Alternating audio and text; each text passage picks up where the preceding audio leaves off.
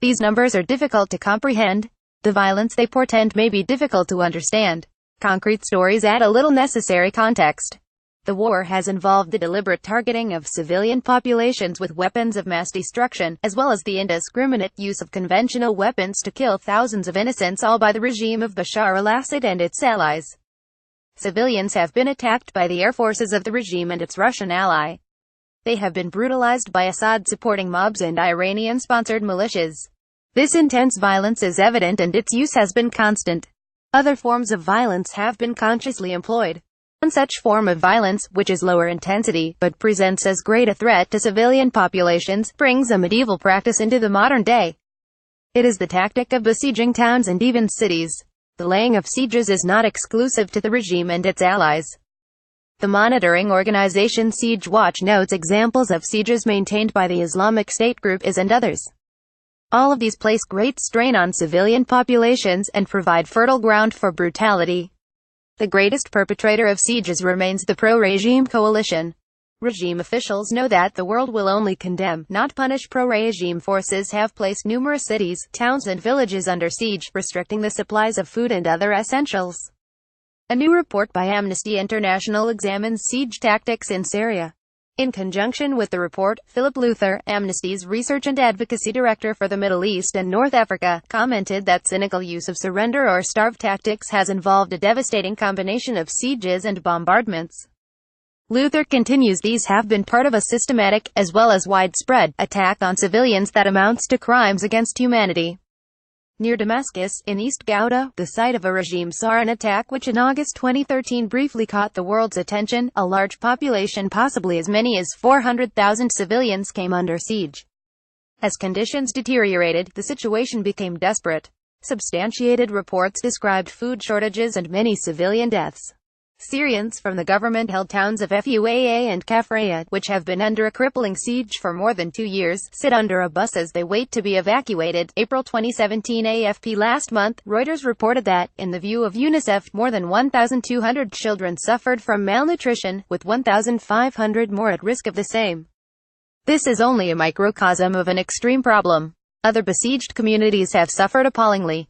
In Madaya, a mountain settlement, which was under siege for 2 years, from 2015 to 2017, dozens starved to death. All of this fits the pattern of behavior of a criminal regime which believes it is beyond sanction. Its earlier displays of brutality met with little effective response. Because the regime believes that it is safe from international action, it feels secure in doing such things. Its officials know that world will only condemn, not punish. And this makes barbarism seem a reasonable strategy, a course of action which can be pursued without consequence. Starvation sieges are merely the latest in a series of tactics through which the regime cultivated brutality and enlisted savagery in the cause of its own survival.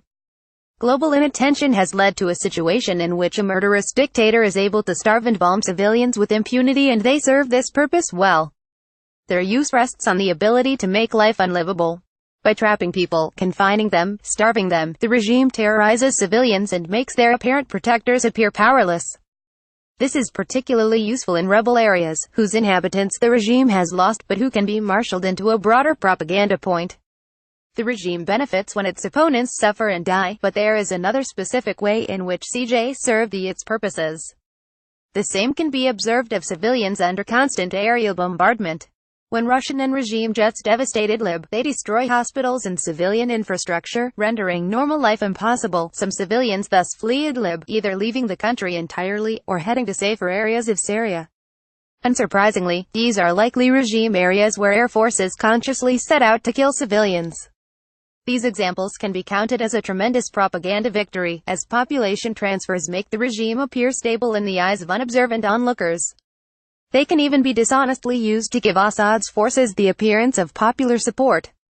Such support is so illusory, of course it is merely the byproduct of brutality deployed. World leaders have all the evidence before them that the regime and its allies are besieging large civilian populations, but it can still be enlisted in pursuit of a wider goal, a sort of ill-gained and unconvincing legitimacy, which can be earned only when the world at large does not care to pay attention. This is the game the Assad regime is playing, and this is the objective it seeks. It lays sieges and starves Syrian civilians because it thinks the results will aid its survival. This is an unacceptable state of affairs, but it can be righted. Global inattention has led to a situation in which a murderous dictator is able to starve and bomb civilians with impunity. That he can do so in a fraudulent bid to win over world opinion is approaches real perversity. But this does not have to be the case. World leaders have all the evidence before them that the regime and its allies are besieging large civilian populations. This is a war crime, and one it should be easy to combat. Nations such as the United States, France and Britain can begin dropping food to besieged populations quickly and with relative ease. After that, they must look to confronting the prime mover of serious sieges with more than words. This would require the reversal of years of implicit policy. All it would require is a little political courage. James Snell is a writer whose work has appeared in numerous international publications including The Telegraph, Prospect, National Review, Now News, Middle East Eye and History Today. Follow him on Twitter at @JamesP_Snell. Opinions expressed in this article remain those of the author and do not necessarily represent those of the New Arab, its editorial board or staff.